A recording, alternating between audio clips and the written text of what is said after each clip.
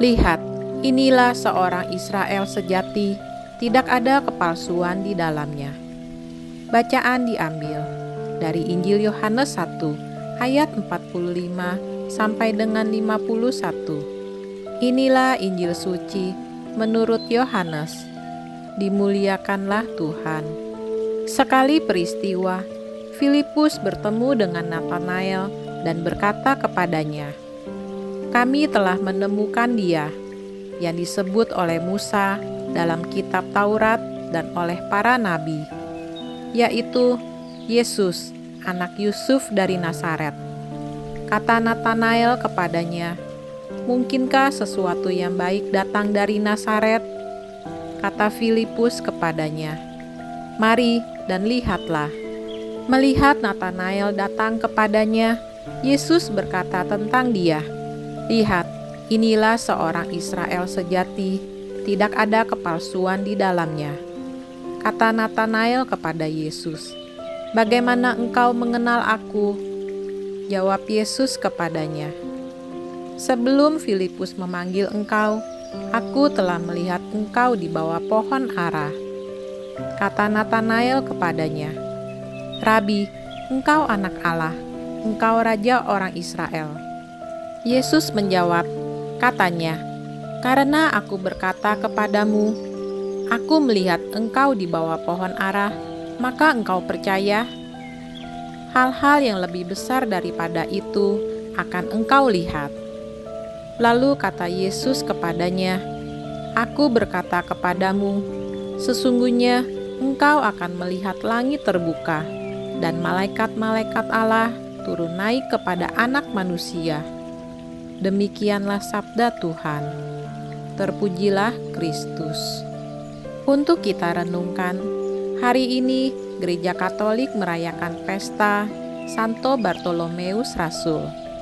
Tradisi gereja menjelaskan bahwa Bartolomeus dan Natanael adalah orang yang sama, karena nama lengkap beliau adalah Natanael Bartolomeus.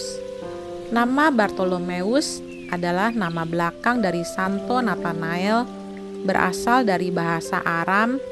Bartolmai artinya putra Tolmai. Dalam tradisi Yahudi, sudah menjadi kebiasaan umum penambahan ben untuk Ibrani maupun bar untuk Ibrani Aramaik sebagai nama belakang bagi laki-laki untuk menunjukkan identitas keluarga. Pada abad pertama Masehi, orang-orang Yahudi menggunakan bahasa Aramaik sebagai bahasa sehari-hari. Dalam Injil hari ini, awalnya Santo Bartolomeus menanggapi pernyataan Santo Filipus dengan skeptis. Hal ini juga sering terjadi kepada orang yang tak beriman maupun yang telah beriman. Keraguan-keraguan membuat pencarian kita akan kebenaran dapat semakin dalam dan berakar kuat. Iman kita bukanlah iman yang buta, tetapi iman yang mencari pengertian.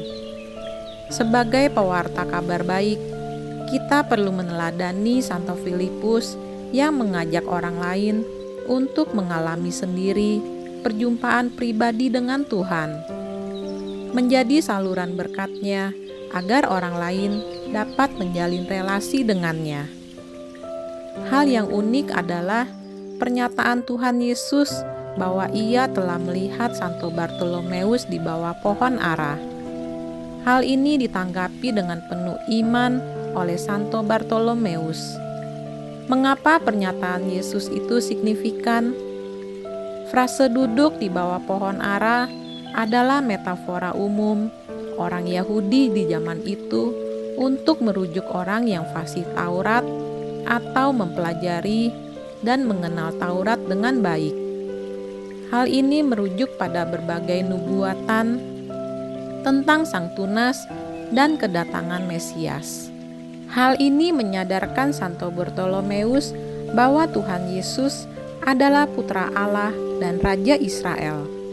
Karena Tuhan Yesus dan Santo Natanael belum pernah bertemu satu sama lain, namun Tuhan Yesus sudah mengetahui persis siapa Santo Natanael Bartolomeus. Santo Bartolomeus adalah figur yang tekun mendalami imannya, terutama melalui kitab suci. Tuhan Yesus pun menegaskan bahwa Santo Bartolomeus adalah seorang Israel sejati dan tak ada kepalsuan dalam dirinya. Kita pun diajak untuk meneladani Santo Bartolomeus. Tidak beriman buta, tapi iman yang mencari pengertian. Mendalami kitab suci yang adalah firman Allah dengan baik, khususnya dibarengi dengan tradisi suci dan ajaran gereja, agar kita dapat semakin mengenal Allah dengan baik. Marilah kita bersama-sama tekun untuk merenungkan kitab suci, mendalami kebenaran iman melalui tradisi suci dan ajaran gereja, serta melaksanakannya, agar kita pun menjadi muridnya yang sejati seperti teladan Santo Nathanael Bartolomeus. Demikianlah renungan hari ini. Marilah kita berdoa bersama-sama. Allah Bapa, Raja Maha Mulia, Penyelamat manusia, teguhkanlah iman di dalam diri kami. Dengan iman Rasul Bartolomeus sudah terpaut pada Kristus dengan hati tulus ikhlas. Semoga berkat doanya, gerejamu menjadi tanda dan saluran keselamatan untuk segala bangsa. Dengan pengantaraan Tuhan kami, Yesus Kristus, Putramu yang hidup dan berkuasa, bersama dengan Dikau, dalam persatuan Roh Kudus, Allah sepanjang segala masa. Amin. Tuhan Yesus memberkati kita semua.